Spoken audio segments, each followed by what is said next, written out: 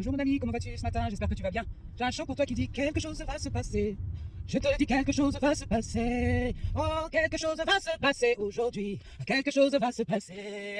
Quelque chose va se passer. Quelque chose va se passer. Quelque chose va se passer. Oh, quelque chose va se passer. Oh, quelque chose va se passer. Quelque chose va se passer. Quelque chose va se passer. Quelque chose va se passer. Bonjour mon ami, comment vas-tu aujourd'hui? J'espère que tu vas bien. Je souhaite que tu ailles bien aujourd'hui, au nom de Jésus. Aujourd'hui, j'ai une petite réflexion sur le droit d'aînesse. Le droit d'aînesse. Tu sais qu'il ne faut jamais abandonner ce que Dieu t'a donné comme grâce, comme bénédiction. Le droit d'aînesse est un droit qui te donne des privilèges, une bénédiction. Lorsque tu es l'aîné, tu as droit à être chef de famille. Tu as droit à avoir une double portion de la bénédiction, de l'héritage de ton père. Avant, c'était comme ça que ça se passait. Vous savez, dans l'ancien temps, moi, je me rappelle une histoire de la Bible. Ésaü et son frère Jacob. Ésaü et Jacob, ce sont les enfants d'Isaac et de Rebecca. Et Ésaü était l'aîné. Mais ce jour-là, Ésaü, il est allé travailler, il est arrivé, il était fatigué, il était vraiment fatigué. Et son frère Jacob était en train de préparer un mets somptueux, un plat de lentilles, de lentilles. Et Ésaü arrive fatigué, chargé, parce que lui, c'était vraiment un chasseur. Lui, il allait à la chasse, il chassait le gibier et tout. Donc, tu vois bien, c'est un travail physique. Alors que Jacob, lui, il se la coulait douce un petit peu. Là. Lui, il était dans les tentes. Il n'avait pas un métier particulier, mais bon, il vivait la belle vie, quoi. Et son frère arrive fatigué, chargé. Et il demande à son frère, donne-moi une partie de ton plat parce que j'ai faim, je suis fatigué. Jacob dit, mon ami, si tu veux le plat, hein, donne-moi ton droit d'aînesse. Ah, mon ami.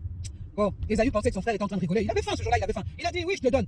Jacob lui dit j'espère que tu me racontes pas des craques, hein, parce que vraiment si tu me promets, jure-moi. Il dit jure-moi que tu me donnes ton droit d'aînesse. Le gars, il était fatigué, chargé, il a dit je te le donne. Il savait pas que donner son droit d'aînesse comme ça, c'était une malédiction pour lui.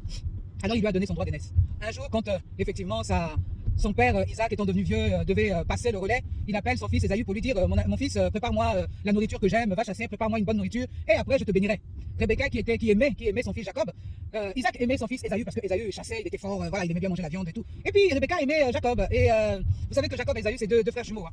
Voilà, il y avait une prophétie sur tous les deux, et Dieu avait dit que le petit gouvernerait sur le plus grand, ce qui arriva en fait. Hein. Et donc, dans la petite histoire, Rebecca qui était là, qui avait écouté ce que Isaac avait dit à Ésaü, a volé en fait, a volé l'idée. Il a demandé à son fils d'aller chercher du gibier pas trop loin qu'elle a apprêté et qu'elle a donné à son fils Jacob. Jacob dit mais maman, comment tu peux me faire ça? Jacob est poilu, Jacob a une odeur particulière. Moi je suis pas poilu, j'ai pas cette odeur particulière. Voilà. Sa mère a fait tout, elle use de stratagème pour donner les vêtements d'Ésaü à son frère. La peau de bête, elle lui met la peau de bête sur le torse, sur le bras, comme ça quand le père il touche, il dit ah ça c'est mon fils qui est poilu, poilu et tout. Donc voilà, un vrai micmac quoi.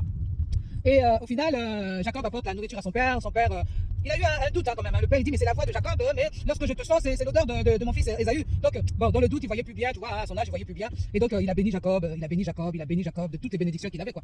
Il a impacté la vie de Jacob en bénédiction. Et quand Ésaü au final arrive avec son plat préparé pour son père, il se rend compte que Jacob avait usurpé son identité et avait reçu la bénédiction qui lui revenait de droit. Ah là là, c'était chaud. Ésaü est tombé, mais vraiment dans une colère incroyable. Ésaü était fâché, il était fâché, plus, il était fâché. Plus, il était fâché. Vraiment, c'était un scandale, quoi. Malheureusement, ce qui avait été fait a été fait. Donc, Jacob a dû fuir pour éviter la colère de son frère. C'est pour dire quoi?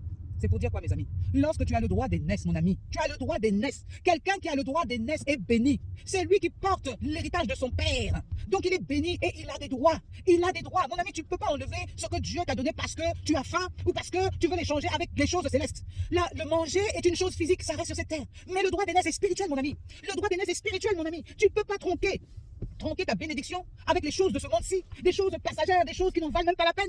Oh mon ami, le droit d'aînesse ne s'enlève pas. On ne laisse jamais le droit d'aînesse. On ne se sépare pas de son droit d'aînesse. Tu es le plus grand, joue ton rôle de grand. Tu es la plus grande, joue ton rôle de grande. Prends les responsabilités.